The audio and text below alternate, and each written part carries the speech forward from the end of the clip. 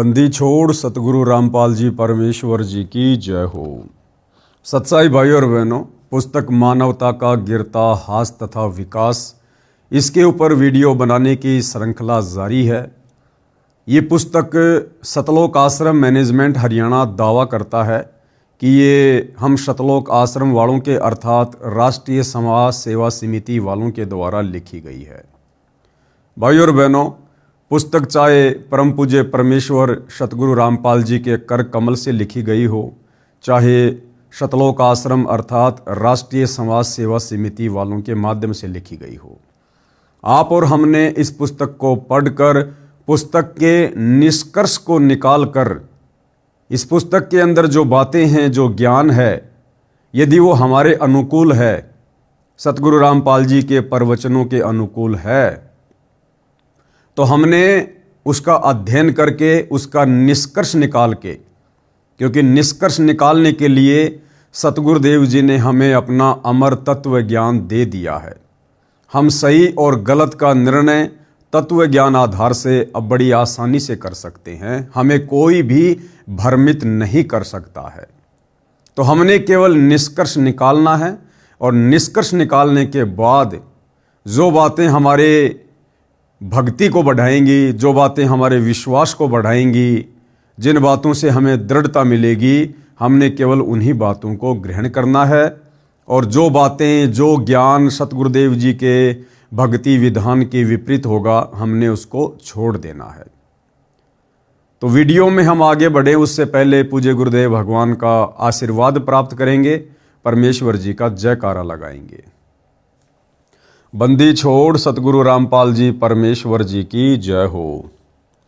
परम पिता परमात्मा, सारी सृष्टि के सर्जनहार, कुल मालिक, असंख्य ब्रह्मांडों के स्वामी, जगत गुरु, तीनों लोकों में प्रवेश करके सबका धारण पोषण करने वाले, राजाधीराज, आत्माधार, नाथों के नाथ, देवों के देव महादेव, सर्वेश्वर महेश्वर, मृत्युंजय, अजरो अमर, आदि अनादि सनातनी प्रभु, जगत पिता जगदीश्वर, श्री श्री 1008 की उपाधि के वास्तविक अधिकारी, अकाल मूरत शब्द स्वरूपी राम, वासुदेव, सर्वगतम ब्रह्म, परम पूज्य, प्रथम पूज्य, परम संत, परम पुरुष, परम धनी, परम दयालु, सत्य कबीर, हक्का कबीर, अल्लाहु कबीर, अल्लाहु अकबर, बाखबर, अल्लाह ताला, जगत के तारणहार, जगत के मुक्तिदाता, जगत के जगन्नाथ, हारे के सहारे, हिंदुओं के राम, मुसलमानों के अल्लाह, सिखों के वाहिगुरु, ईसाइयों के मसीह, दया के सागर दयानिधि, करुणा के सागर करुणानिधि,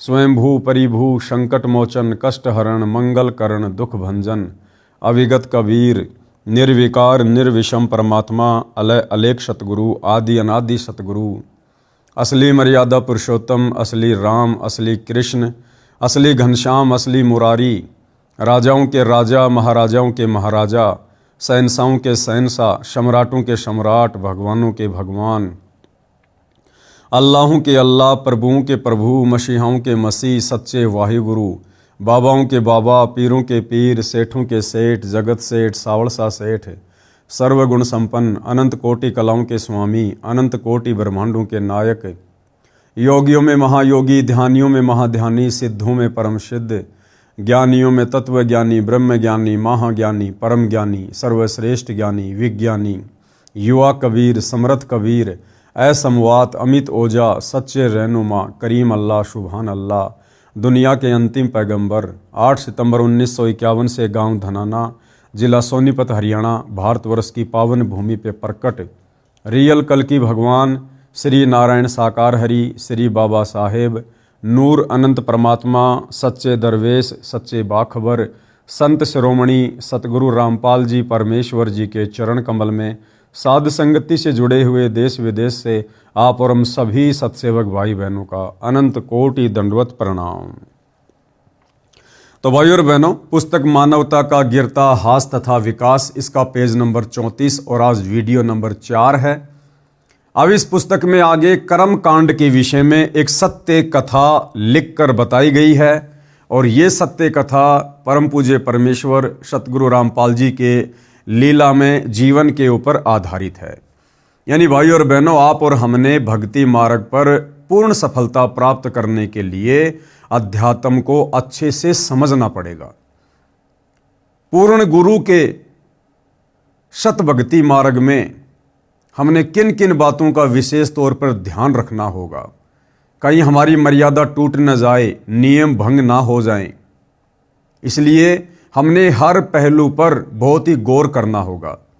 कर्म कांड क्या है, पाखंड पूजा क्या है, कौन कौन सी ओछी साधना और घटिया साधना सतगुरु की सतभक्ति के मार्ग में बाधक है, किन किन घटिया साधनाओं से हमने बचना है, इन तमाम बातों की जानकारी होना अति आवश्यक है।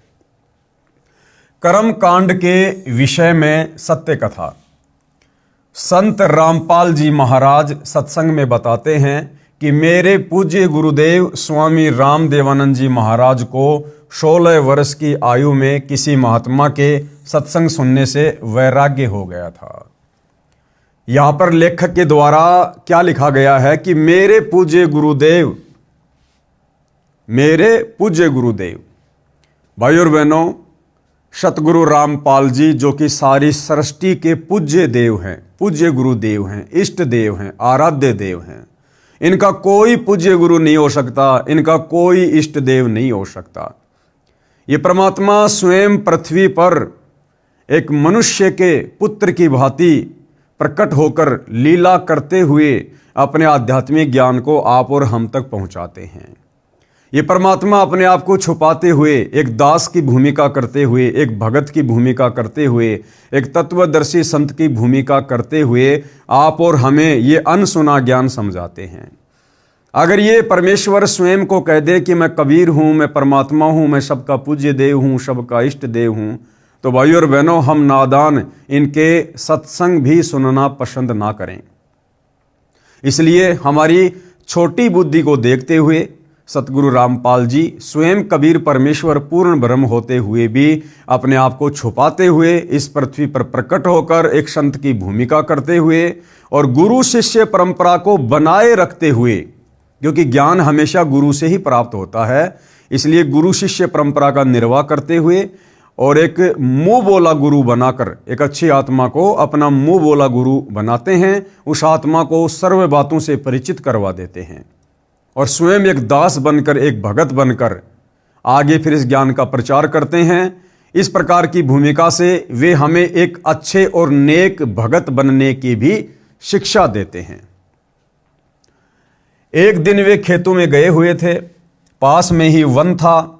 वे वन में जाकर किसी मृत जानवर की हड्डियों के पास अपने कपड़े फाड़कर फेंक जाते हैं और स्वयं महात्मा जी के साथ चले जाते हैं। यानी सतगुरु रामपाल जी अपने मुंह बोले गुरुदेव के विषय में कह रहे हैं कि उनको एक संत मिले, उनकी बातें सुनकर उनको वैराग्य हो गया और उस समय वो पहाड़ी जाया करते थे, गवाले थे, गाय भैंस वगैरह चराया करते थे। तो पास में छोटा सा जंगल था और कोई मरा हुआ जानवर था, उसकी हड्डियों पर अपने कपड़े उतार कर फेंक गए और खुद साधु संत महात्माओं के साथ में चले गए, ताकि पीछे से घर वाले अगर ढूंढने का प्रयास करें तो ये सोचकर फिर आगे कोशिश ना करें कि भाई उसको तो किसी जानवर ने खा लिया है। जब उनकी खोज हुई तो उनके घर वालों ने देखा कि वन में हड्डियों के पास फटे हुए कपड़े हैं, तो उन्होंने सोचा कि किसी जंगली जानवर ने उन्हें खा लिया है। उन कपड़ों तथा हड्डियों को उठाकर घर पर ले आते हैं और अंतिम संस्कार कर देते हैं। उसके बाद 13वीं अर्थात 6 माही करते हैं और फिर श्राद्ध शुरू हो जाते हैं। यानी हमारे नकली धर्म गुरु, उन्होंने फिर भ्रमित करना शुरू कर दिया कि उसकी अकाल मृत्यु हुई है, उसको जानवर ने खा लिया है। और फिर वो कर्म कांड, वो पाखंड पूजा जो आम समाज में वर्तमान में भी जोर शोर से प्रचलित है, वो शुरू करवा दी गई। कहने का मतलब है इंसान जिंदा है, लेकिन हमारे धर्मगुरुओं ने जिस प्रकार से आप और हमारे से शास्त्र विरुद्ध साधना करवा रखी है, उस शास्त्र विरुद्ध साधना के चलते उस जिंदा व्यक्ति के भी श्राद्ध निकलवाने शुरू हो जाते हैं। जब मेरे पूज्य गुरुदेव बहुत बूढ़े हो चुके थे तो वे एक बार घर पर गए। तब उन घर वालों को ये पता चला कि ये जीवित है और घर छोड़कर चले गए थे।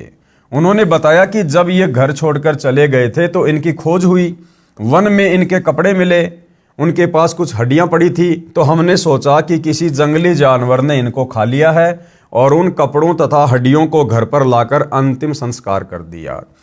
यानी किसी गीदड़ की हड्डियों को, किसी बकरी की हड्डियों को, यानी अन्य जानवर की हड्डियों को इंसान की हड्डियां समझकर, अस्थियां समझकर और उसका अंतिम संस्कार कर दिया गया। फिर मुझ दास ने, यानी सतगुरु रामपाल जी कह रहे हैं कि मैंने मेरे पूज्य गुरुदेव के छोटे भाई की पत्नी से पूछा कि जब हमारे पूज्य गुरुदेव घर छोड़कर चले गए थे तो तुमने पीछे से क्या किया? उन्होंने बताया कि जब मैं ब्याही आई थी, यानी गुरुदेव भगवान कह रहे हैं कि मैंने अपने मुंह बोले गुरुदेव के छोटे भाई की पत्नी से बातचीत की कि उसके बाद आपने क्या किया जब ये घर छोड़कर चले गए थे। तो दादा गुरु के छोटे भाई की पत्नी ने क्या कहा कि जब मैं इस घर में ब्याही आई थी, अर्थात जब ये मुझे शादी करके लाए थे तो उस समय मुझे इनके श्राद्ध निकलते मिले थे। मैं अपने हाथों से इनके लगभग 70 श्राद्ध निकाल चुकी हूं। उसने बताया कि जब घर में कोई नुकसान हो जाता था, जैसे कि भैंस का दूध ना देना, थन में खराबी आ जाना, कोई और नुकसान हो जाना आदि, तो हम शाणों के पास बूझा पड़वाने के लिए जाते थे। तो वे कहते थे कि तुम्हारे घर में कोई निसंतान अर्थात अनमैरिड मरा हुआ है, तुम्हारे को वह दुखी कर रहा है। फिर हम उसके कपड़े आदि देते थे। बताइए, दादा गुरुजी स्वस्थ दुनिया का उद्धार कर रहे हैं, लोगों को सतज्ञान दे रहे हैं, और वो नकली धर्मगुरु जो कर्मकांडी पाखंड पूजावादी, उन्होंने क्या भ्रमणा फैला रखी कि तुम्हारे घर में कोई अनमैरिड व्यक्ति मरा हुआ है और वो तुम्हें दुखी कर रहा है, भूत बनकर, वो प्रेत बनकर। तब मैंने कहा कि ये तो दुनिया का उद्धार कर रहे हैं। तब सतगुरु रामपाल जी ने क्या कहा कि भाई ये तो दुनिया का उद्धार कर रहे हैं, किसी को दुखी नहीं कर रहे। ये किसको दुख दे रहे थे? ये तो अब सुखदाता हैं। फिर मैंने, यानी संत रामपाल जी महाराज ने उस वरदा से, यानी उस बुढ़िया से कहा कि अब तो ये आपके सामने हैं, कि भाई अब तो ये बिल्कुल जिंदा आपके सामने आ चुके हैं। अब तो ये व्यर्थ की साधना जैसे श्राद्ध निकालने बंद कर दो। तब उसने कहा कि ये तो पुरानी रिवाज है। मतलब भाई और बहनों, हमारे धर्म गुरुओं ने हमारे को इन परंपराओं के रंग में, रूढ़िवादिता के रंग में इतना रंग दिया है कि आंखों के सामने हकीकत होते हुए भी हम उसको स्वीकार करने से डर रहे हैं। जब गुरुदेव ने कहा कि अब तो इसके श्राद्ध निकालने बंद कर दो, आपकी आंखों के सामने है, जिंदा है, जीवित है, तो बुढ़िया कहती कि ना ना ना, ये तो पुरानी रिवाज है, ये तो निकालने ही पड़ेंगे। तब उसने कहा कि ये तो पुरानी रिवाज है, ये कैसे छोड़ दूं।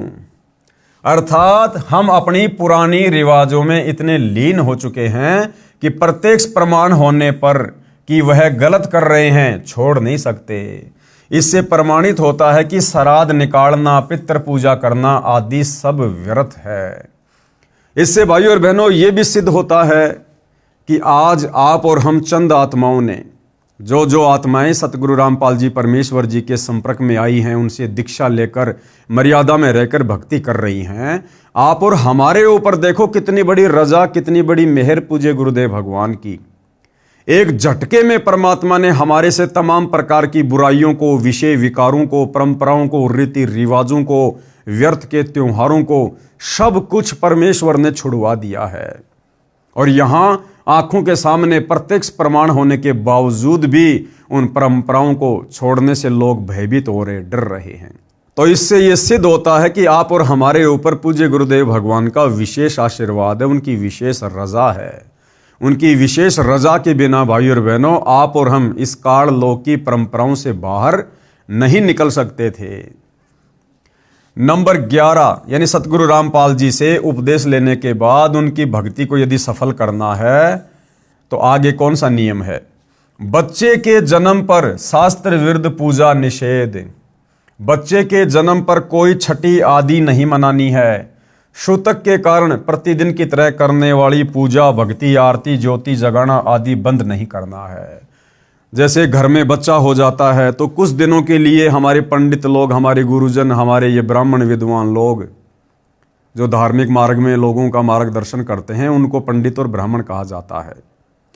ये लोग क्या करते हैं कि भाई शुतक लग गया, ये काम नहीं करना, वो काम नहीं करना, नया मटका यूज नहीं करना, फला नहीं करना, ऐसा कोई कार्य नहीं करना। तो गुरुदेव भगवान कह रहे हैं कि ये सब व्यर्थ की ढकोसलेबाजी है। सतगुरु से उपदेश लेने के बाद आपने इन पचड़ों में नहीं पड़ना है। आपने प्रतिदिन की तरह अपनी सारी क्रिया करनी है।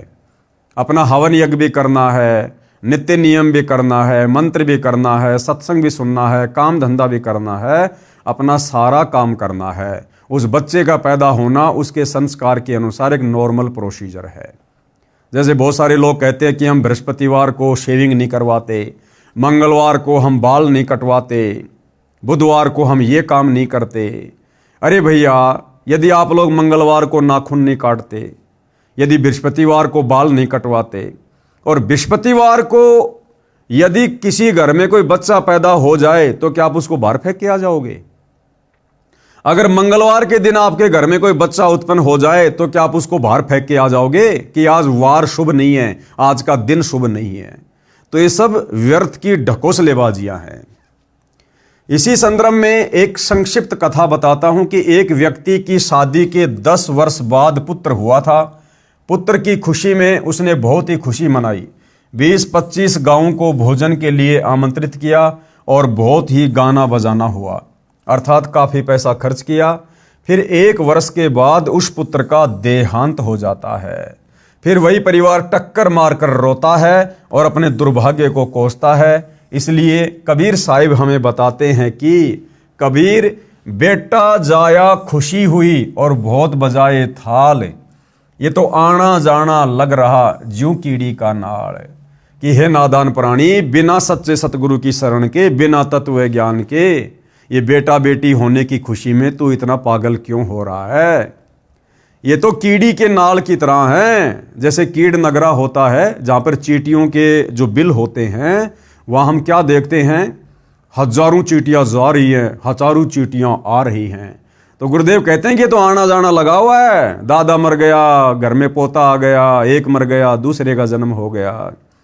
कि भैया, ये तो अपने अपने संस्कार को पूरा करने के लिए दुनिया आ रही है, जा रही है।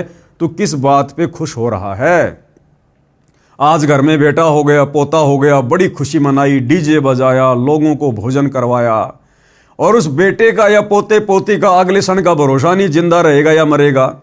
आज खुशी मना रहा है, 10 दिन बाद उसकी किसी बीमारी से या अन्य कारणों से अगर उसकी डेथ हो गई, फिर वो पूरा परिवार चिल्ला चिल्ला कर बाल पाड़ पाड़ के रो रहा है। तो किस बात की खुशी, जब तुम्हें आगे का पता नहीं, तुम्हें पीछे का पता नहीं, कब तुम्हारे साथ में क्या घटना घटित हो जाए, फिर भी हम इस गंदे लोक में खुशियां मना रहे हैं। तो भाइयों और बहनों, ये हमारी अज्ञानता है, तत्व ज्ञानहीनता है। इसलिए सच्चे सतगुरु के सत्संग सुनने की जरूरत पड़ती है। सच्चा सतगुरु हमें भविष्य के दर्शन करवाता है अपने तत्व ज्ञान के माध्यम से। कबीर, पतझड़ आवत देख कर बन रोवे मनमाही, और ऊंची डाली पात थे अब पीले हो जाई। कबीर, पात झड़नता यूक है सुन भई तरवर राय, अब के बिछुड़े नहीं मिले न जाने कहाँ गिरेंगे जाए। कबीर तरवर कहता पात से सुनो पात एक बात, यहाँ की याही रीति है एक आवत एक जात। क्या समझाया है हमें गुरुदेव भगवान ने इन वाणियों के माध्यम से? कबीर, पतझड़ आवत देख कर बन रोवे मनमाही, यानी जब वो पतझड़ का समय आता है, यानी जब पेड़ से पत्ते नीचे गिरने का समय आता है, तो कहते हैं ये सारा का सारा नज़ारा देख कर, और वो जंगल, वो वन जिसके अंदर हजारों लाखों पेड़ हैं, जिनके पत्ते पीले हो के नीचे गिर रहे हैं, पतझड़ का समय आ गया। अब वो वन मन ही मन में रो रहा है और कह रहा भाई पतझड़ का समय आ गया, अब तो मेरे जितने भी पेड़ हैं इनके सारे पत्ते नीचे गिर जाएंगे। पतझड़ आवत देख कर बन रोवे मनमाही, ऊंची डाली पात थे अब पीले हो जाई। कि ये जंगल कितना हरा भरा था, हजारों पेड़ थे, इनके इतने पत्ते थे, और अब ये सब एक एक करके नीचे गिरते जा रहे हैं। इसी प्रकार गुरुदेव हमें उदाहरण दे रहे हैं कि घर में कोई बूढ़ा व्यक्ति है, कोई वृद्ध व्यक्ति है, और जब उसका समय निकट आता है, जब उसकी मृत्यु का दिन निकट आता है, तो वो सोचता है कि मैंने क्या किया पूरी जिंदगी में, अब समय आ गया, अब मुझे यहाँ से जाना पड़ेगा, ये पूरा परिवार मुझे छोड़कर जाना पड़ेगा, पोते पोतियाँ, बेटा बेटियाँ, उनकी बहुएं, ये सारी संपत्ति, खेत खलिहान, ये सब मुझे छोड़ के जाना पड़ेगा, यानी हरा भरा परिवार मुझे छोड़कर जाना पड़ेगा। कबीर पात झड़नता यूं कहें सुन भई तरवर राय, और अब के बिछुड़े नहीं मिले न जाने कहाँ गिरेंगे जाए। इसी प्रकार वो बूढ़ा आदमी कहता कि भैया अब तो समय आ गया यहाँ से जाने का, और ना जाने अब आगे किस योनि में जन्म होगा, किस माँ के गर्भ में जन्म लेंगे, कुतिया के गर्भ में लेंगे, गधी के गर्भ में लेंगे, या किसी इंसान के गर्भ में लेंगे, भाई अब कोई भरोसा नहीं है। जिस प्रकार पेड़ से पत्ता नीचे गिरने के बाद ना जाने उस पत्ते का क्या असर होगा, गंदी नाली में गिरेगा, सड़ के नष्ट होगा, या किसी पशु के पैर के नीचे आकर वो कुचला जाएगा। फिर आगे वो पेड़ क्या कहता है, तरवर कहता पात से सुनो पात एक बात। अब वो पेड़ उस पत्ते से क्या कहता है कि भैया सुन ध्यान से, यहाँ की याही रीति है एक आवत एक जाए, कि भैया ये तो यहाँ का नियम है, यहाँ की रीति है, एक पत्ता गिरेगा, एक पेड़ से पत्ते झड़ेंगे, फिर से नए पत्ते आना शुरू हो जाएंगे। इसी प्रकार इस काल लोक का परमात्मा विधान बता रहे हैं कि भैया आना जाना, जन्म और मृत्यु, जन्म और मृत्यु यहाँ का अटल नियम है। अगर इस अटल नियम से बचना चाहता है, बाहर निकलना चाहता है, तो केवल सच्चे सतगुरु की सत भक्ति ही एकमात्र विकल्प है, समाधान है, दूसरा कोई नहीं है। नियम नंबर 12, देई धाम पर बाल उतरवाने जाना निषेध है। बच्चे के किसी देई धाम पर बाल उतरवाने नहीं जाना है। जब देखो बाल बड़े हो गए कटवा कर फेंक दो। एक मंदिर में देखा कि श्रद्धालु भगत अपने लड़के या लड़कियों के बाल उतरवाने आए। वहां पर उपस्थित नाई ने बाहर के रेट से 3 गुना पैसे ज्यादा लिए और एक कैंची भर बाल काटकर माता पिता को दे दिए। उन्होंने श्रद्धा से मंदिर में चढ़ाए, पुजारी ने एक थैले में डाल लिए, रात्रि को उठाकर दूर एकांत स्थान पर फेंक दिए। ये केवल नाटकबाजी है। क्यों ना पहले की तरह स्वाभाविक तरीके से बाल उतरवाते रहें तथा बाहर डाल दें। परमात्मा नाम से प्रसन्न होता है, यानी सच्चे सतगुरु से हमें सुमरण करने के लिए जो मंत्र मिलता है, जो नाम मिलता है, उसकी भक्ति से परमात्मा प्रसन्न होता है। ये इस प्रकार की नाटकबाजी से परमात्मा प्रसन्न नहीं होता, पाखंड से प्रसन्न नहीं होता। नियम नंबर 13, नाम जाप से सुख होगा। नाम उपदेश को केवल दुख निवारण की दृष्टिकोण से नहीं लेना चाहिए, बल्कि आत्म कल्याण के लिए लेना चाहिए। सच्चे सतगुरु का ज्ञान समझने के बाद उनसे उपदेश केवल सांसारिक दुखों के निवारण की दृष्टि से नहीं लेना चाहिए। मुख्य मकसद भगत का होना चाहिए कि हे भगवान, मेरा जन्म मरण से पीछा छूटे, 184 योनियों की पीड़ाओं से मेरा पीछा छूटे, नरक के दंड से मेरा पीछा छूटे। बाकी सुख तो परमेश्वर आवश्यक समझेंगे, हमें अवश्य देंगे। तो मैन हमारा जो दृष्टिकोण है नाम दीक्षा का, वो आत्म कल्याण होना चाहिए, मोक्ष होना चाहिए। सुमरण से सर्व सुख अपने आप आ जाते हैं। कबीर सुमरण से सुख होते हैं, सुमरण से दुख जाए। कहे कबीर सुमरण किए तो साईं माही समाए। जिस प्रकार कोई भी जो किसान व्यक्ति होता है, वो खेत में अन्न इसलिए नहीं डालता कि मेरे पशुओं के लिए चारा हो जाए। गेहूं का बीज, ज्वार का बीज, बाजरे का बीज किसान खेत में इसलिए बीजता है कि मेरे परिवार का भरण पोषण हो, परिवार को भरपेट खाने के लिए अन्न मिले। इस मकसद से किसान खेत में बिजाई करता है। परंतु पशुओं के लिए चारा तो ऑटोमेटिक होता है, अपने आप होता है, और उस कणक से पहले होता है। इसी प्रकार यदि हम आत्म कल्याण की दृष्टि से नाम उपदेश लेंगे और सुमरण करेंगे, तो सांसारिक सुख जो हमें आवश्यक होंगे, पूज्य गुरुदेव भगवान हमें अवश्य देंगे। नियम नंबर 14, व्यभिचार निषेध है। पराई स्त्री को माँ, बेटी, बहन की दृष्टि से देखना चाहिए। व्यभिचार महापाप है। जैसे गरीब पर द्वारा स्त्री का खोले, 70 जन्म अंधा हो डोले। सुरापान मदमाशाहारी, गवन करे भोगे पर नारी। 70 जन्म कटत है सीसम, साक्षी साहिब है जगदीशम। पर द्वारा स्त्री का खोले, दूसरी स्त्री के साथ में संबंध बनाने वाला व्यक्ति लगातार 70 जन्म अंधे के प्राप्त करता है, मनुष्य योनि में या पशु पक्षी योनि में। सुरापान यानी नशा करने वाला, मदमाशाहारी यानी मांस आहार करने वाला, और गमन करे भोगे पर नारी, दूसरी स्त्रियों के साथ में जो है शारीरिक संबंध बनाने वाला। कहते हैं 70 जन्म लगातार उनके सिर कटेंगे, ऐसी दुर्गति से मृत्यु होगी। इस बात का साक्षी स्वयं परमात्मा है। पर नारी ना परसियो, कबीर परमेश्वर कहते हैं कि दूसरी स्त्री के साथ में कभी भूलकर भी शारीरिक संबंध ना बनाना। मानो वचन हमार, भवन चतुर्दश तास सिर, त्रिलोकी का भार। कि उस नीच व्यक्ति के ऊपर तो 3 लोक का भार यानी पाप कर्मों का भार रखा जाएगा, जो व्यक्ति पर स्त्री गमन करता है। पर नारी ना परसियो, सुनो शब्द सल्तंत, धर्मराय के खंभ से अर्धमुखी लटकंत। ऐसे दुराचारी व्यभिचारी नीच व्यक्ति को धर्मराज के दरबार में नरक में औंधे मुंह लाल खंबे से बांधकर लटकाया जाएगा। ऐसी भयंकर यातनाएं दी जाती हैं। नियम नंबर 15, निंदा सुनना व करना निषेध है। यानी भक्ति मार्ग में किसी की निंदा चुगली करना या सुनना बिल्कुल मना है। अपने गुरु की निंदा भूल कर भी न करें और न ही सुने। सुनने से अभिप्राय है, यदि कोई आपके गुरु जी के बारे में मिथ्या बातें करें तो आपने लड़ना नहीं है, बल्कि यह समझना चाहिए कि यह बिना विचारे बोल रहा है, अर्थात झूठ कह रहा है।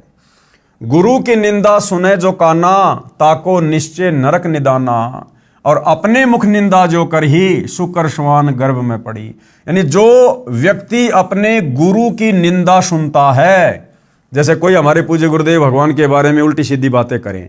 अब भाइयों और बहनों, आप और हमें तो अपने भगवान के बारे में अच्छे से पता है, लेकिन जो अनजान व्यक्ति हैं, नादान व्यक्ति हैं, काल प्रेरित हैं, वो तो किसी भी महापुरुष के विषय में कुछ भी ऊट पटांग बातें कर सकते हैं। जैसे कोई गुरुदेव भगवान के गांव के आसपास का हो, उनकी रिश्तेदारियों का कोई व्यक्ति हो जो उनसे ईर्ष्या करता हो, कभी हमसे टकरा जाए, ना जाने क्या क्या बातें कहेगा। अरे मैं अच्छे से जानता हूँ तुम्हारे गुरु को, रामपाल को, हाँ हमारा खेत और उनका खेत बिल्कुल आसपास है। पहले जेई की नौकरी करता था, फलाना दिखना। अरे मेरे साथ में बैठ के बीड़ी पिया करता था, उल्टी सीधी बातें करते थे, हम ताश खेला करते थे, ये था वो था, लड़कियों पर उल्टी सीधी नजरें रखा करते थे हम दोनों। अरे मेरे साथ में पढ़ा करता था तेरा गुरु, मैं जानता हूं कितना का अच्छा है। तो भाइयों और बहनों, ये काल चाहेगा कि हमारे मन में गुरु जी के प्रति कोई शंका पैदा हो जाए, कोई विक्षेप पैदा हो जाए। तो आप और हमने भूलकर भी किसी भी व्यक्ति के मुख से अपने गुरु के विषय में निंदात्मक बातें सुनकर विक्षेप पैदा नहीं करना है। इसीलिए गुरुदेव भगवान कहते हैं कि बच्चों जल्दबाजी मत करो, नाम दीक्षा लेने से पहले अच्छे से सत्संग सुनो, पुस्तकें पढ़ो, यूट्यूब पर सत्संग सुनो, टीवी चैनल पर सुनो। 100 प्रकार की अगर तुम्हारे मन में कोई शंकाएं हैं, उनका निवारण करवा लो, उसके बाद में नाम उपदेश लो। एक बार उपदेश लेने के बाद यदि तुम्हारे गुरु के प्रति तुम्हारे मन में कोई विक्षेप पैदा हो गया तो उसी समय हमारी बनी बनाई भक्ति का सत्यानाश हो जाएगा। तो भाइयों और बहनों, सच्चे सतगुरु की पहचान करने के बाद, उनके ज्ञान को अच्छे से समझने के बाद, उनसे उपदेश लेने के बाद, हमने दुनिया वालों की तरफ से आंख नाक कान बंद कर लेने हैं। अब दुनिया क्या कहेगी, क्या सोचेगी, वो जाने, उनका काम जाने। हमें गुरुदेव भगवान ने शास्त्रों से प्रमाणित करके जो सत भक्ति दे दी, जो नियम मर्यादा बता दी, हमने केवल उन बातों के ऊपर फोकस करना है। इसके अलावा ये काल तो ना जाने कैसे कैसे हमारे कर्म फुड़वाने के लिए प्रयत्न करेगा। तो हमने भूलकर भी अपने गुरुदेव भगवान की निंदा नहीं सुननी है। और मान लो कहीं कोई ऐसी विकट परिस्थिति पैदा हो गई, हम किसी बस में बैठे हैं, ट्रेन में बैठे हैं, या किसी ऐसी जगह बैठे हैं जहां हम उठ के नहीं जा सकते, और कोई व्यक्ति हमारे गुरुदेव की निंदा कर रहा है, चुगली कर रहा है, गालियां निकाल रहा है, उल्टा सीधा बोल रहा है, ना जाने क्या क्या उठपटांग, और हमारी ऐसी मजबूरी है, हम उठकर नहीं जा सकते। अब बस में बैठे हैं, बताओ चलती बस में थोड़ा ना नीचे कूदेंगे। तो हमने उन व्यक्तियों की बातों पर ध्यान नहीं देना, वो जो मर्जी बोलता रहे, हमने यकीन नहीं करना उसकी बातों पर कि ये जो कह रहा है बिल्कुल बातें सही हैं। हमने यही सोचना है, हमने यही समझना है, क्योंकि हम अपने गुरुदेव से परिचित हैं, उनके आचार विचार व्यवहार से परिचित हैं, उनके सत्संगों से परिचित हैं। और वैसे भी परमात्मा कहते हैं कि साधु शब्दा परखिए, दुख पड़े घर नार, सूर वीर जद जानिए, जब रण बाजे तलवार। तो साधु संत महात्माओं की पहचान तो उनके वचनों से, उनके शब्दों से, उनके सत्संगों से होती है। तो वो व्यक्ति चाहे जो मर्जी ऊट पटांग बातें करे, लेकिन हमने हृदय से स्वीकार नहीं करना कि ये व्यक्ति जो बात हमारे गुरुदेव के बारे में बोल रहा है उल्टी सीधी, ये सत्य हो सकती हैं। यदि हमने उसकी बातों पर यकीन कर लिया, इसका मतलब हमने गुरु की निंदा सुननी शुरू कर दी। और यदि हमारे हृदय ने स्वीकार नहीं किया कि ये व्यक्ति जो बकवाद कर रहा है वो सही हो सकती है, तो वो चाहे सारे रास्ते, वो चाहे कितनी उटपटांग बातें क्यों ना करता रहे, हमें गुरु निंदा का कोई दोष, कोई पाप नहीं लगेगा, क्योंकि हम उस नालायक की, उस नादान ना समझ की बातों को महत्व नहीं दे रहे हैं।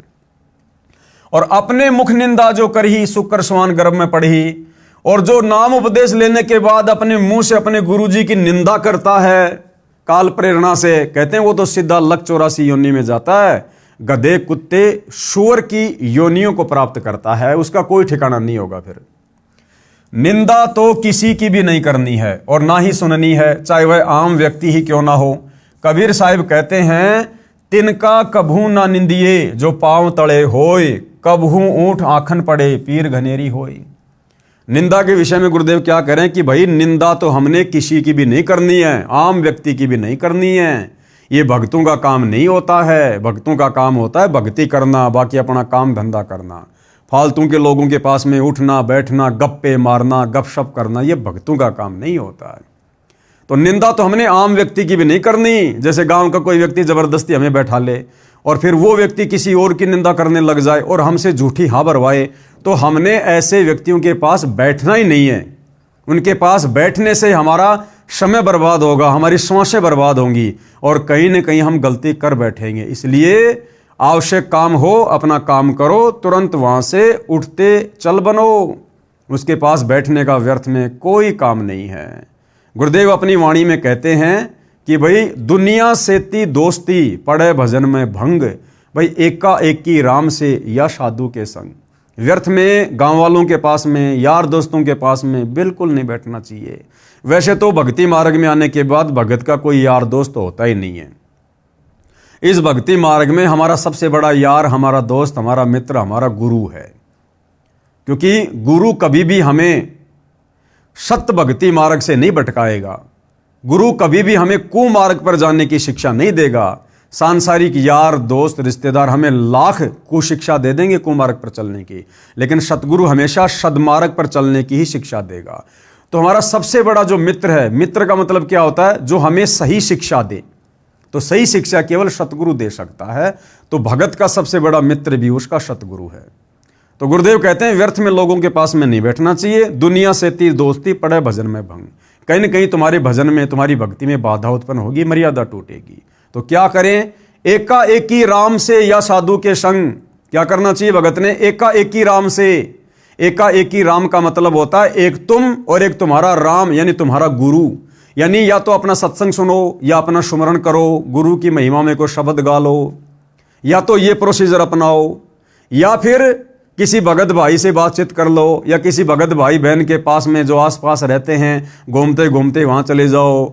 अब भगत भगत से मिलेगा तो क्या करेगा? परमात्मा की चर्चा करेगा, मालिक की महिमा करेगा। तो इस प्रकार से भक्ति मार्ग पर हम गलतियां करने से, मर्यादाएं खंड करने से बच सकते हैं। दूसरा कोई तरीका नहीं है। तो गुरुदेव कहते हैं कि निंदा तो भगत ने जो है वो तिनके की भी नहीं करनी है। तिनका, घास का तिनका, सूखा तिनका नीचे पड़ा हुआ है। एक उदाहरण दे रहे हैं परमात्मा कि निंदा तो हमने उस निर्जीव वस्तु की भी नहीं करनी।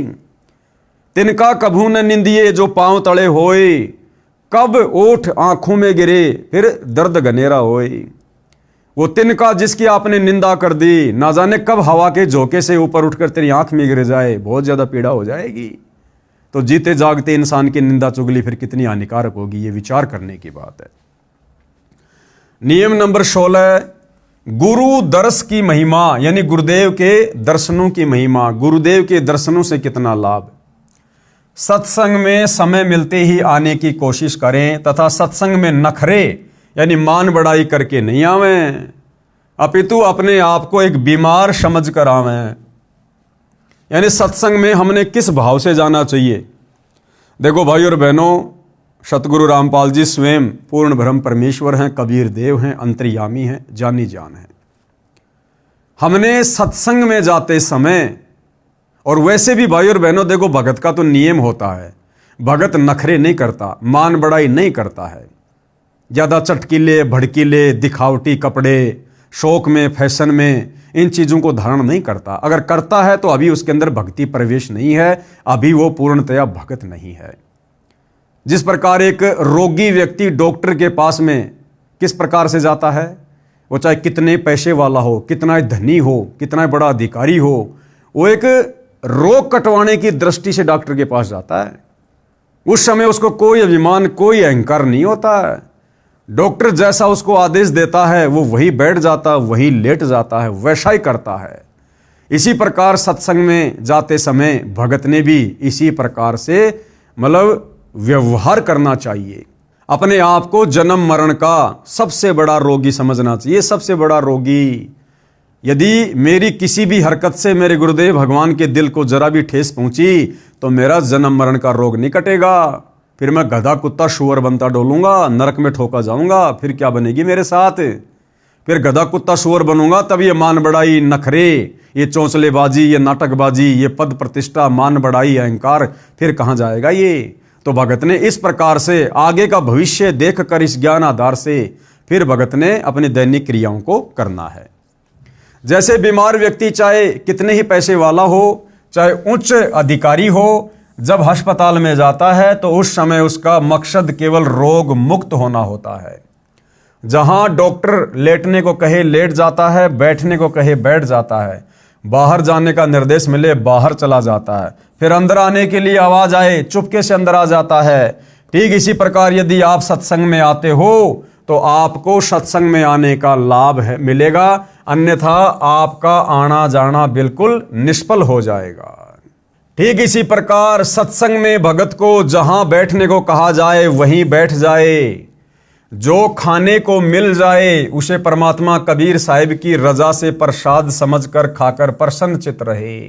नखरेबाजी ना करे कि भगत जी मेरे को तो आपने ठंडी रोटी दे दी, उस भगत को अचार दे दिया, मेरे को तो दिया ही नहीं है। इस प्रकार की नखरेबाजी सत्संग में नहीं चलती। जो आपके भाग्य में आपके सामने परोसा जा रहा है उसको अपने गुरुदेव भगवान का प्रसाद मानकर ग्रहण कर लीजिएगा। कबीर संत मिलन को चालिए तज माया अभिमान, जो जो कदम आगे रखे वो ही यज्ञ समान। जो भगत निरअभिमानी होकर एक दास, एक आधीन भाव से गुरु के दर्शनों के लिए चलता है, सत्संग के लिए चलता है, मान बढ़ाई नखरों से दूर होकर, कहते हैं उस भगत का जब वो सत्संग की तरफ चलता है उसका एक एक कदम एक एक यज्ञ के समान उसके भक्ति अकाउंट में जमा हो जाता है। कबीर संत मिलन को चालिए दिन में कई कई बार, आसोज के में ज्यों घना करे उपकार। कबीर दर्शन साधु का परमात्मा आवे याद, लेखे में वो है घड़ी बाकी के दिन बाद। कबीर दर्शन साधु का मुख पर बसे सुहाग, भाई दर्श उन्हीं को होते हैं जिनके पूर्ण भाग। नंबर 17 गुरु महिमा। गुरु महिमा, यदि कहीं पर पाठ या सत्संग चल रहा हो या वैसे गुरु जी के दर्शनार्थ जाते हो तो सर्वप्रथम गुरु जी को दंडवत लंबा लेटकर प्रणाम करना चाहिए। देखो भाई और बहनों, कितनी बढ़िया शिक्षा हमें पॉइंट नंबर 17 से मिल रही है। कितनी बड़ी शिक्षा। यदि कहीं पर पाठ या सत्संग चल रहा हो या वैसे गुरु जी के दर्शन करने के लिए जाते हो तो सबसे पहले भगत ने क्या करना चाहिए? गुरु जी को दंडवत लंबा लेटकर प्रणाम करना चाहिए। वर्तमान में सतलोक आश्रमों में क्या हो रहा है? भगत आश्रम में जा रहे हैं, सत्संग में जा रहे हैं, सामने गरीबदास जी की फोटो है, दादा गुरु जी की फोटो है, दाढ़ी मूंछ वाले कबीर की फोटो है, और भगत क्या करते हैं? सबसे पहले जाकर किसी भी फोटो को दंडवत प्रणाम कर देते हैं। अरे भैया ऐसा नहीं। वक्त गुरु, जो प्रेजेंट गुरु है, वो हमारा परमात्मा है, हमारा कबीर है, हमारा सब कुछ है। तो चाहे हम किसी सत्संग में जाएं, किसी आश्रम में जाएं, कहीं भी जाएं, हमने सर्वप्रथम, यदि हमारे गुरुदेव भगवान साक्षात विराजमान हैं, तो सर्वप्रथम अपने गुरुदेव भगवान को दंडवत प्रणाम करें।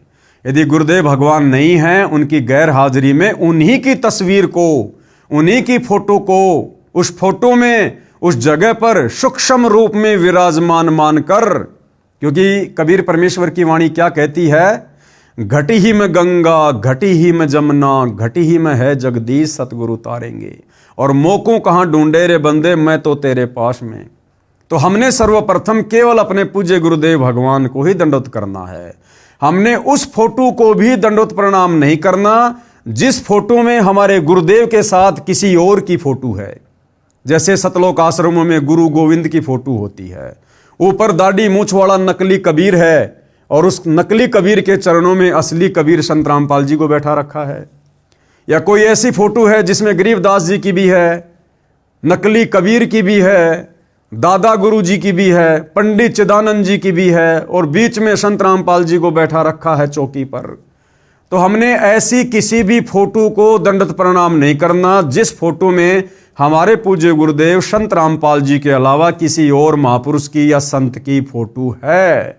अन्यथा भाइयों और बहनों, ये पतिव्रता पद में नहीं आएगा। तो क्या कह रहे हैं, यदि कहीं पर पाठ या सत्संग चल रहा हो या वैसे गुरुजी के दर्शनार्थ जाते हो, तो सर्वप्रथम यानी सबसे पहले गुरुजी को दंडवत प्रणाम या लंबा लेटकर प्रणाम करना चाहिए। और बाद में सतग्रंथ साहिब यानी जिसका पाठ हो रहा है गरीबदास जी की वाणी का, बाद में सतग्रंथ साहिब व तस्वीरें। फिर कौन सी तस्वीरें, जैसे साहिब कबीर की, वो दाढ़ी मूछ वाली कबीर की नकली फोटो मूर्ति, और गरीबदास जी व स्वामी रामदेवानंद जी व गुरु जी की मूर्ति को प्रणाम करें। केवल प्रणाम करें, दंडवत प्रणाम नहीं। दंडवत प्रणाम केवल अपने गुरुदेव को या अपने गुरुदेव की फोटो को। और बाकी अन्य जो फोटोएं हैं, गुरुदेव ने सबके नाम लिख दिए। अन्य तस्वीरें बाद में सतग्रंथ साहिब व तस्वीरें साहिब कबीर की यानी दाढ़ी मूछ वाले नकली कबीर की फोटो कहो चाहे मूर्ति कहो, बात एक ही है। और गरीबदास जी की फोटो व स्वामी रामदेवानंद जी व गुरु जी की मूर्ति को केवल प्रणाम करें। क्या करें? केवल प्रणाम, जिससे सिर्फ भावना बनी रहेगी। मूर्ति पूजा नहीं करनी है, केवल प्रणाम करना पूजा में नहीं आता। ये तो भगत की श्रद्धा को बनाए रखने में सहयोग देता है। पूजा तो किसकी करनी है? पूजा तो वक्त गुरु। अब वक्त गुरु कौन है भाई? वर्तमान में वक्त गुरु कौन है? सतगुरु रामपाल जी हैं वक्त गुरु वर्तमान में। तो पूजा भगत ने किसकी करनी है? केवल अपने गुरु की, अपने गुरु को अपना इष्ट मानकर, अपना भगवान मानकर। पूजा तो वक्त गुरु व नाम मंत्र की करनी है, यानी जो दीक्षा गुरुदेव भगवान देंगे उसका फिर मर्यादा में रह के डट के सुमर करना है, जो पार लगाएगा। कबीर गुरु गोविंद दोऊ खड़े काके लागू पाए, बलिहारी गुरु आपने जिन गोविंद दियो मिलाए। गुरु और गोविंद दोनों खड़े, तो कह रहे सबसे पहले किसको दंडवत करोगे? अपने गुरु जी को। कबीर गुरु बड़े हैं गोविंद से। गुरु को गोविंद यानी भगवान से भी बड़ा बताया गया है, क्योंकि असल में गोविंद ही गुरु का रूप धारण करके पृथ्वी पर आते हैं। भाई मन में देख विचार, यानी तत्वदर्शी संत के सत्संगों को सुनकर विचार कर, और हरि सुमरे सो रह गए और गुरु भजे होय पार। कबीर हरि के रूठ त्या गुरु की शरण में जाए। कबीर गुरु जो रूठ गए तो वो भगवान भी नहीं करेगा सहाय। कबीर सात समुद्र की मसी करूं, लेखनी करूं बन राय, और धरती का कागज करूं तो गुरु गुण लिखा न जाए। नियम नंबर 18 क्या कहता है? मांस भक्षण निषेध है। अगर भक्ति मार्ग में आपने मांस भक्षण किया, किसी भी जीव की हत्या की या मांस खाया, या आपने मांस खाने में किसी का सहयोग किया, तो आपकी भक्ति मर्यादा खंडित हो जाएगी। अंडा व मांस भक्षण व जीव हिंसा नहीं करनी है, ये महापाप होता है। जैसे साहिब कबीर जी महाराज व गरीबदास जी महाराज ने बताया है, कबीर जीव हने हिंसा करे, यानी जो जीव खाता है या जीवों को मारता है, प्रकट पाप सिर होए, निगम पुनि ऐसे पाप ते भिस्त गया ना कोई। ऐसा नीच कुकर्म करके आज तक कोई भी भिस्त यानी स्वर्ग में नहीं गया। कबीर तिल भर मछली खाए के और कोटि गऊ दे दान, काशी करोत ले मरे तो भी नरक निदान। यानी मांस खाने का कितना बड़ा महापाप है। तिल जितना मांस का टुकड़ा खा लिया और चाहे 1 करोड़ गाय दान कर दो तो भी आपका वो मांस खाने का पाप नहीं उतरेगा। कबीर बकरी पाती खात है ताकि काडी खाल, और जो बकरी को खाते हैं तिनका कौन हवाल। क्या कह रहे हैं परमात्मा कि बकरी तो एक शाकाहारी जानवर है, वो बेचारी घास फूस खाती है बकरी, और जो व्यक्ति उस बकरी की खाल उतारता है अर्थात उसको खाता है, तो सोचो फिर उस व्यक्ति का क्या हाल होगा। अरे वो शाकाहारी जानवर बकरी जो किसी को कोई कष्ट नहीं देती है, केवल घास फूस खा के अपना पेट भरती है, उस शाकाहारी जानवर को खाने वाले के साथ में क्या होगा। जब उस बकरी की भी ऐसी दुर्गति हो रही है तो बकरी को खाने वाले की क्या दुर्गति होगी। कबीर गला काट कलमा भरे, किया कहे हलाल, साहब लेखा मांगसी तब होसी कौन हवाल। कबीर दिन को रोजा रहत है, रात हनत है गाय, यह खून वह बंदगी, कब कहूं क्यों खुशी खुदाए। कबीरा तेई पीर है जो जाने पर पीर, जो पर पीर न जान है तो काफिर बेपीर। कबीर खूब खाना है खींचड़ी माही परी टुकलोन, मांस पराया खाए के गला कटावे कौन। कबीर मुसलमान मारे करद सो हिंदू मारे तलवार, कहें कबीर दोनों मिलें जे यम के द्वार। कबीर मांस आहारी मानव प्रत्येष राक्षस जान, ताकि संगति मति हरे होई भक्ति में हान। कबीर मांस खाए ते ढेढ़ सब, मद पीवे सो नीच, और कुल की दुर्मति पर हरे राम कहे सो ऊंच। कबीर मांस मछलियां खात हैं सुरापान से हेत, ते नर नरके जाएंगे माता पिता समेत। कबीर जीव हिंसा जो करते हैं या आगे क्या पाप, और कंटक जूनी जिहान में सिंह भेड़िया और सांप। जोटे बकरे मुर्गे ताई, लेखा सभी लेत गोसाई, मृग मोर मारे मैं मनता, अचराचर है जीव अनंता। जीव्या स्वाद हिते प्राणा, नीमा नाश गया हम जाना, तीतर लवा बुटेरी चिड़िया, खूनी मारे बड़े अंगड़िया। अदले बदले लेखे लेखा, समझ देख सुन ज्ञान विवेका। गरीब शब्द हमारा मानियो और सुनियो नर नारी, जीव दया बिन कुफर है चले जमाना हार। कहने का मतलब है किसी भी प्रकार से चाहे कोई भगत हो या कोई जगत का व्यक्ति हो, मांस खाना बहुत बड़ा महापाप है। अनजाने में हुई हिंसा का पाप नहीं लगता। हाँ, यदि अनजाने में आपसे कोई हिंसा हो गई, जैसे रास्ते चलते कोई चींटी मर गई, अन्य कोई जानवर मर गया, गलती से गाड़ी से एक्सीडेंट होकर कोई जानवर मर गया, कोई व्यक्ति मर गया, तो उसका दोष भगत को नहीं लगेगा।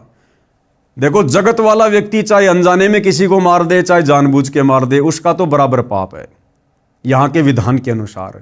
लेकिन सच्चे सतगुरु से उपदेश लेने के बाद भगत जानबूझ के तो किसी को मारेगा नहीं, मांस खाएगा नहीं, हिंसा करेगा नहीं। और अनजाने में यदि भगत के हाथों किसी की मौत हो जाती है, गाड़ी से एक्सीडेंट में किसी की मौत हो जाती है, राह चलते दुनिया भर के जीव जंतुओं की मौत हो जाती है, तो उस दोष का जो पाप है, उस हत्या का जो पाप है, वो सच्चे सतगुरु की शरण में आने के बाद फिर भगत को नहीं लगता है, क्योंकि सच्चा सतगुरु फिर भगत के वकील का काम करता है। जिस प्रकार गुरुदेव ने उदाहरण दिया कि एक व्यक्ति ऐसा है जिसके पास में ड्राइविंग लाइसेंस नहीं है और जो गाड़ी चला रहा है, यदि उस व्यक्ति से किसी का एक्सीडेंट हो गया और दुर्घटना में किसी की मौत हो गई, तो उस व्यक्ति को सजा मिलेगी, तुरंत सजा मिलेगी, जिसके पास लाइसेंस नहीं है। और एक व्यक्ति ऐसा है जो गाड़ी चला रहा है, उसके पास लाइसेंस भी है, और यदि अनजाने में कोई एक्सीडेंट हो गया, गलती से कोई एक्सीडेंट हो गया, किसी की मृत्यु हो गई, तो सरकार ये देखेगी कि इस व्यक्ति के पास में लाइसेंस है, ये व्यक्ति ड्राइवर है, इसने जानबूझ के नहीं मारा, कारण कोई और हो सकता है, तो 90% उस व्यक्ति का बचाव हो जाएगा जिसके पास में लाइसेंस है। तो इसी प्रकार जो सतगुरु का हंस है, सतगुरु का भगत है, और जिसके पास सतगुरु का वो मंत्र रूपी लाइसेंस है, जिसने उपदेश ले रखा है, उस व्यक्ति का सतगुरु वकील बनकर धर्मराय के दरबार में उसका मुकदमा लड़ता है, उसका बचाव करता है। वो दोष सतगुरु उसके ऊपर नहीं लगने देता। इच्छा कर मारे नहीं, बिन इच्छा मर जाए। देखो, भगत कभी भी अपनी इच्छा से जानबूझकर किसी की हत्या नहीं करेगा, और यदि बिना इच्छा के, यानी यदि अनजाने में भगत से कोई गलती हो जाए तो कहे कबीर उस भगत का पाप नहीं लगाए, उस भगत को सतगुरु पाप नहीं लगने देता। नंबर 19, गुरुद्रोही का संपर्क निषेध। अब सबसे पहले यह जानना होगा कि गुरुद्रोही कौन होता है, जिसके संपर्क में आने से परमात्मा हमें मना कर रहे हैं। परमेश्वर ने हमें गुरुद्रोही की परिभाषा बताई। गुरुद्रोही सब कोई कहे, गुरुद्रोही न जाने कोई, गुरु से बैर ईर्ष्या करे, गुरुद्रोही कावे सोई। कौन कौन व्यक्ति गुरुद्रोही की श्रेणी में आते हैं? जो व्यक्ति आपके गुरु की निंदा करता है, चुगली करता है, गालियां निकालता है, विरोध करता है, जो गुरु की भक्ति नहीं करता, या भक्ति करता था लेकिन भक्ति छोड़ दी, उसके बाद गुरु का विरोधी बन गया, या गुरु के ज्ञान के विरुद्ध खुद भी चल रहा है, दूसरे भक्तों को भी चला रहा है, मर्यादा तोड़वा रहा है, ऐसा व्यक्ति भगत होने के बावजूद भी गुरुद्रोही की श्रेणी में आता है। तो ऐसे लोगों के संपर्क में ना आने की सलाह परमात्मा हमें दे रहे हैं। यदि कोई भगत गुरु जी से द्रोह यानी गुरु से विमुख हो जाता है, वह महापाप का भागी हो जाता है। यदि किसी को मार्ग अच्छा ना लगे तो अपना गुरु बदल सकता है। यदि वह पहले वाले गुरु के साथ बैर व निंदा करता है तो वह गुरुद्रोही कहलाता है। ऐसे व्यक्ति से भक्ति चर्चा करने में उपदेशी को दोष लगता है, उसकी भक्ति समाप्त हो जाती है। अब समस्या आएगी भाई, यदि घर में कोई गुरुद्रोही हो गया तो, जैसे घर में 5 सदस्यों ने नाम ले रखा है और एक व्यक्ति गुरुद्रोही हो गया, तो गुरुदेव की इस वाणी के अनुसार क्या हम उसके संपर्क में ना रहें? क्या हम उसकी कोई भी बात ना माने? ऐसा नहीं कहा परमात्मा ने। भक्ति मार्ग से संबंधित यदि वो कोई चर्चा करता है तो उसकी बातें नहीं सुननी है, क्योंकि गुरुद्रोही क्या चर्चा करेगा? गुरुजी के बारे में उल्टा सीधा बोलेगा, निंदा चुगली करेगा। तो हमने उनकी उन बातों को नहीं सुनना है, हमें हाँ नहीं भरनी है। बाकी घर का कोई काम है, खेती बाड़ी का काम है, बच्चों से संबंधित कोई काम है, और कोई सलाह वगैरह लेना है, तो उस गुरुद्रोही व्यक्ति से घर का सदस्य होने के नाते हम परामर्श भी लेंगे, सलाह मशवरा भी हम करेंगे, और घर गृहस्थी से संबंधित कोई बात मानने योग्य होगी हम उसकी बात को मानेंगे भी। लेकिन भक्ति मार्ग में यदि वो कोई उटपटांग बात करेगा तो हमने बिल्कुल भी उससे संपर्क नहीं करना। संपर्क करने का मतलब है उसकी बातों को सुनना नहीं है, अनदेखा कर देना है। अपना कोई काम धंधा करने लग जाओ, वो भोगता रहेगा, बड़बड़ करता रहेगा। गरीब गुरुद्रोही की पैड़ पर जे पग आवे बीर। पैड़ का मतलब है उसकी यश में यश करना। और 84 निश्चय पड़े सतगुरु कहे कबीर। कबीर जान बूझ सांची तजे करे, झूठ से ने जाकी संगत है प्रभु, शौपन में भी ना दे। अर्थात गुरुद्रोही के पास जाने वाला भक्ति रहित होकर नरक व लक 84 जूनियों में चला जाता है। गुरुद्रोही के पास जाने का मतलब है गुरुद्रोही की बातों में यश करने वाला। गुरुद्रोही यदि गुरुजी के बारे में उल्टा सीधा बोलता है, निंदा चुगली करता है, और हम यदि उसकी यश कर रहे हैं कि हाँ भाई बिल्कुल बात सही है, गुरुजी ने ऐसा जरूर कर दिया होगा, तो फिर वो भगत भी 84 लाख योनियों का अधिकारी हो जाता है। आगे क्या नियम है भक्ति को सफल करने के लिए? नियम नंबर 20, जुआ निषेध। जुआ ताश कभी नहीं खेलना चाहिए। देखो, जुआ और ताश खेलने से क्या नुकसान है? सबसे पहला नुकसान है कि हमारे समय की और हमारी समासों की बर्बादी होगी। कोई ताश खेल रहा है, हम उसके पास बैठ गए तो हमें क्या मिलेगा? वो सारी बकवाद गढ़ेंगे उल्टी सीधी वहां पर, तो भगत का समय बर्बाद हो गया। भगत ने जो समय परमात्मा की भक्ति में, सत्संग में, सुमरण में लगाना चाहिए था, वो समय वहां पर बैठकर व्यर्थ में बर्बाद हो गया। एक दूसरे की निंदा चुगली सुनेगा। ताश जुआ खेलने वाले के यहाँ पर अक्सर लड़ाई झगड़े भी हो जाते हैं, झूठी किसी की गवाही देनी पड़ेगी, जबरदस्ती तेरा कोई गवाह में नाम लिखवा देगा, हो गया परेशान। और दूसरी बात, गुरु का वचन हो गया कि भगत ने जुआ और ताश नहीं खेलना, उनके पास भी नहीं बैठना। अब यदि हम खेलना तो दूर, यदि उनके पास भी जाकर बैठ गए तो भी गुरु वचन टूट गया, और गुरु वचन टूटने से भाई और बहनों फिर हमारी दुर्गति अवश्य होगी, हम फिर मोक्ष प्राप्त नहीं कर सकते। दूसरा, एक जुए के खेल ने महाभारत का युद्ध करवा दिया, सर्वनाश करवा दिया कौरवों का और पांडवों का। 18 करोड़ सेना मरवा दी एक जुए ने। जुआ ताश कभी नहीं खेलना चाहिए। कबीर मांस बखे और मद पीवे, यानी मांस खाने वाला व्यक्ति, शराब पीने वाला व्यक्ति, कोई भी नशा करने वाला व्यक्ति, और धन वेश्या से खाए, और लड़कियों से वेश्यावर्ती करवा कर जो व्यक्ति धन कमाता है, और जुआ खेलने वाला, ताश खेलने वाला और चोरी करने वाला, परमात्मा कहते हैं इनके तो अंत में दुर्गति होती है, इनका तो सर्वनाश होता है। आगे भक्ति मार्ग में क्या क्या निषेध है? नियम नंबर 21, नाच गान निषेध है। किसी भी अवसर पर नाचना, गाना, ठुमके लगाना, खुशी जाहिर करना, ये बिल्कुल निषेध है। किसी भी प्रकार के खुशी के अवसर पर, जैसे घर में कोई ब्याह, शादी, विवाह, जन्मदिन, पार्टी, किसी भी प्रकार के खुशी के अवसर पर नाचना व अश्लील गाने गाना भक्ति भाव के विरुद्ध है।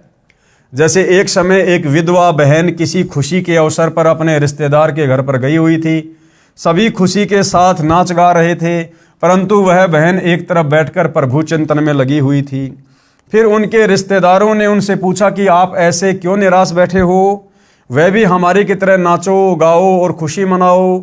इस पर वह बहन कहती है कि किसकी खुशी मनाऊं भाई, किस बात की खुशी मनाऊं? मुझ विधवा का एक ही बेटा था, वह भी भगवान को प्यारा हो चुका है, अब क्या खुशी है मेरे लिए।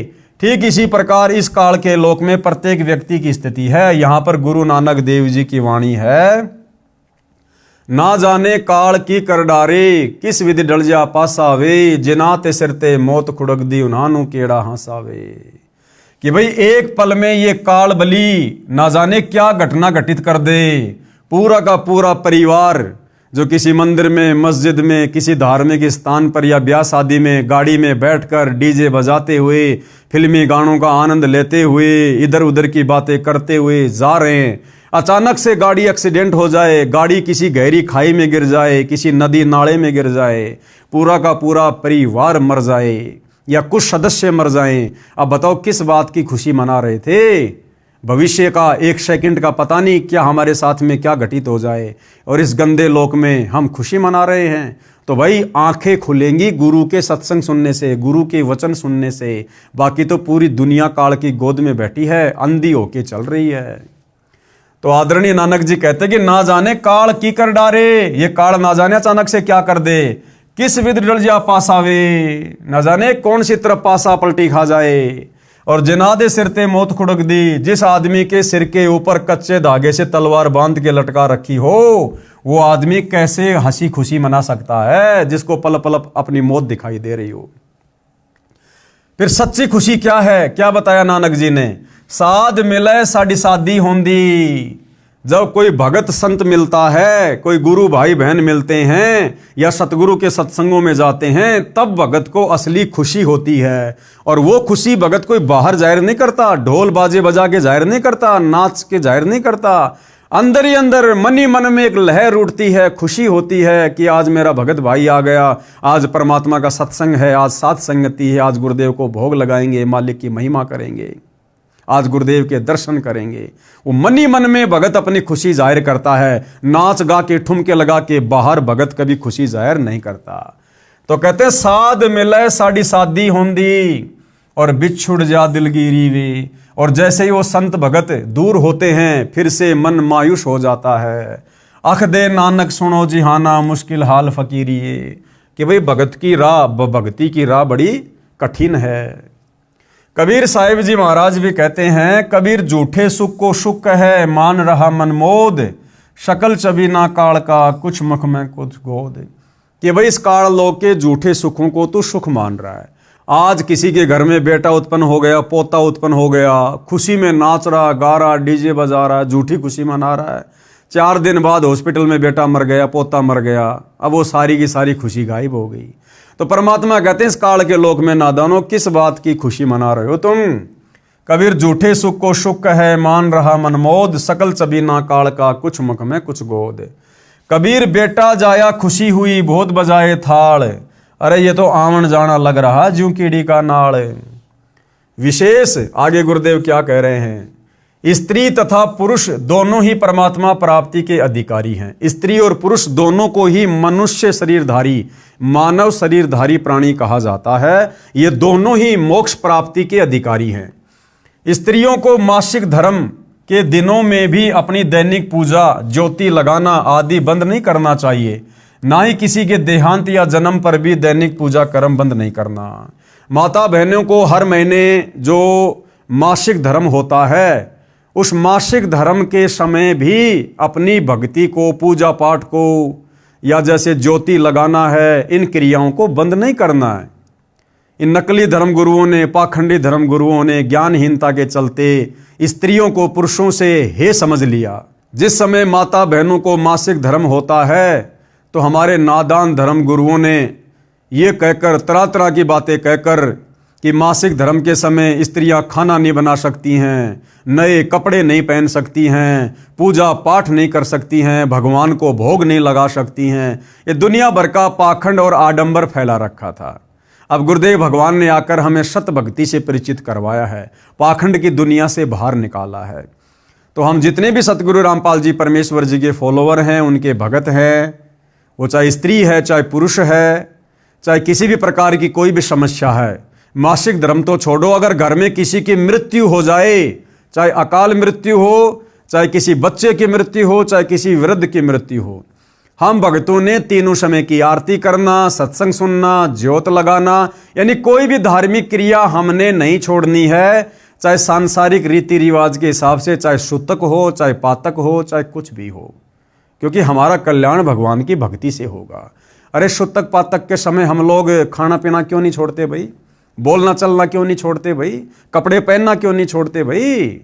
ये सूतक पातक के समय भक्ति क्यों छोड़ रहे हैं? क्योंकि ये काल का षड्यंत्र है, काल का जाल है, और हमने काल के अनुसार नहीं, काल के बाप अकाल सतगुरु रामपाल जी के अनुसार चलना है। नोट, जो भक्त जन इन 21 सूत्रीय आदेशों का पालन नहीं करेगा, उसका नाम समाप्त हो जाएगा। अब देख लो भाई और बहनों, पूरे 21 नियम आप जियों को इस पुस्तक मानवता का गिरता हास तथा विकास के अंदर बता दिए, समझा दिए गए हैं।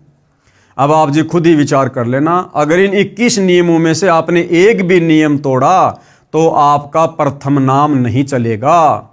आपके प्रथम नाम से आपको कोई किसी प्रकार का लाभ नहीं मिलेगा, आपकी मर्यादाएं खंडित मानी जाएंगी। ये 21 सूत्रीय नियम प्रथम उपदेश वाले भगत के लिए लागू होते हैं, और जब आपको दूसरा नाम सतनाम मिलेगा, उसके बाद आपको 34 नियम और मिलेंगे। इन नियमों के अलावा 34 नियम और मिलेंगे, और जो व्यक्ति उन 34 नियमों में रहकर भक्ति नहीं करेगा, उसका सतनाम नहीं चलेगा। यदि अनजाने में कोई गलती भी हो जाती है तो वह माफ हो जाती है। अनजाने की गलती माफ है। भगत ने नाम दीक्षा ले ली, अब एकदम से तो सारा ज्ञान समझ नहीं पाएगा, तो जब तक उसको सतनाम नहीं मिलता है, और यदि अनजाने में उसने कोई गलती कर दी, अनजाने में भले किसी ने धोखे से उसको शराब पिला दी हो ठंडे में मिलाकर, किसी ने उसको मांस खिला दिया हो धोखे से, तो अनजाने में हुई गलती का कोई दोष परमात्मा ने नहीं बताया, उस भगत का नाम खंडित नहीं होता है। फिर भी कोई शंका है तो गुरुदेव ने शुद्धिकरण का ऑप्शन दिया हुआ है। वापस अपने गुरुदेव के पास जाकर उनसे समायाचना करके सारी बातें बता के फिर से गुरुदेव का आशीर्वाद प्राप्त करो, फिर से नाम उपदेश ले लो जैसा गुरुदेव कहें। बाकी जानबूझ के यदि हम सांची तजेंगे, गलती करेंगे, तो फिर हमारा नाम कोई काम नहीं करेगा। यदि अनजाने में कोई गलती हो जाती है वह माफ हो जाती है, और यदि जानबूझ कर कोई गलती की है तो वह भगत नाम रहित हो जाता है, उसकी सदस्यता भंग कर दी जाती है, यानी सतगुरु से उसका कनेक्शन कट जाता है। इसका समाधान यही है कि गुरुदेव जी से समायाचना करके दोबारा नाम उपदेश लेना होगा, आप जी को पुनः सदस्यता प्राप्त होगी। अगर नाम खंडित भी हो गया तो किससे याचना करनी है? अपने गुरु जी से, गुरुदेव जी से समायाचना करके। और वर्तमान समय में आज 2026 है, गुरुदेव हिसार जेल में बैठे हैं। जगह जगह सतलोक आश्रम वालों ने, इन राष्ट्रीय समाज सेवा समिति वालों ने अपने धार्मिक धंधे के लिए नाम दीक्षा केंद्र खोल रखे हैं, आश्रम खोल रखे हैं। रोजाना हजारों की संख्या में भगत वहां जाकर नाम शुद्ध करवा रहे हैं। अरे नादानो, गुरुदेव का विधान क्या है? अगर आपने गलती भी कर दी है, नाम भी खंडित हो गया है जाने अनजाने में, तो नाम शुद्ध करवाने से पहले साक्षात अपने गुरुदेव से प्रार्थना करनी पड़ती है। अब बताओ, वर्तमान में गुरुदेव तिहाड़ जेल में बैठे हैं और तुम हजारों की संख्या में रोजाना नाम शुद्ध करवा रहे हो। अरे कौन है जो तिहाड़ जेल में जाकर अपने गुरुदेव से आज्ञा लेकर फिर नाम शुद्ध करवा रहा है? तो भाइयों और बहनों, ये वर्तमान में गुरुदेव की गैर हाजिरी में नाम दीक्षा के अंदर खोल खोल कर, ये फर्जी सतलोक आश्रम खोल खोल कर जो पाखंड, जो धार्मिक धंधा चल रहा है, ये बिल्कुल मिथ्या है, बेकार है, इसका कोई औचित्य नहीं है किसी भी प्रकार से। पुस्तक ज्ञान गंगा की भूमिका, यानी जो ज्ञान गंगा पुस्तक पूज्य गुरुदेव भगवान के द्वारा लिखी गई है, यानी गुरुदेव भगवान के सत्संगों का जो संग्रह है। पहले ये ज्ञान गंगा पुस्तक एक दूसरी पुस्तक के रूप में समाज में वितरित की जाती थी, लोगों को ज्ञान समझाने की दृष्टि से। पहले ज्ञान गंगा पुस्तक का नाम था भक्ति सौदागर को संदेश, यानी जो व्यक्ति भक्ति का सौदा करना चाहते हैं उनके लिए परमात्मा की तरफ से संदेश। उसके बाद भक्ति सौदागर पुस्तक का नाम बदलकर ज्ञान गंगा रख दिया गया है। तो यहां पर ज्ञान गंगा पुस्तक की थोड़ी सी भूमिका बताई जा रही है, समझाई जा रही है। इस भूमिका के ऊपर भाई और बहनों हम अगली बार वीडियो बनाएंगे, यानी जो नेक्स्ट वीडियो होगा वो इस भूमिका के ऊपर होगा। तो आज के वीडियो में केवल इतना ही। पूज्य गुरुदेव भगवान हम सबको आज्ञा दे, आशीर्वाद दे, सद्बुद्धि दे। बंदी छोड़ सतगुरु रामपाल जी परमेश्वर जी की जय हो।